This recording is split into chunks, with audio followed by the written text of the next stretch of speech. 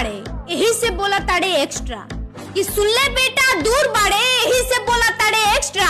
आज या भेटा जी पे हमरे नीरज भाई से या धा लेबे बिस्तरा।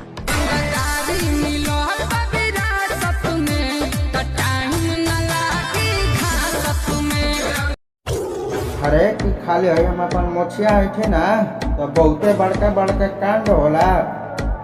अरे कि खाली है हम मोछिया अपन है ना तो बहुते बड़का बड़का कांड होला।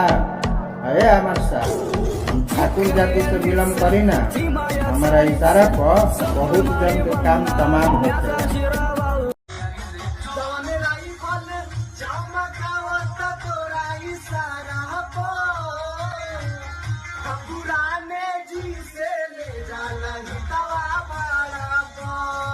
कि चल मान लेहनी तिरंगदार हुए खेल खेले ले कट्टा हथियार से आ एगो बात नहीं खे जानत त जान ले है दीपक भाई हुए बेटा डरे ने ना तोरा जैसन कुक्कुर आसियार।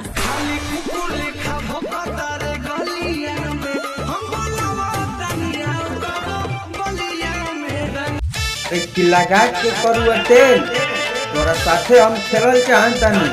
अरे कि लगा के करुआ तेल तोरा साथे हम खेलल चाहतनी।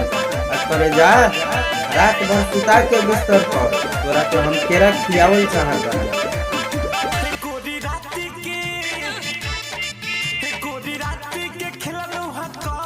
खेल अभिले महके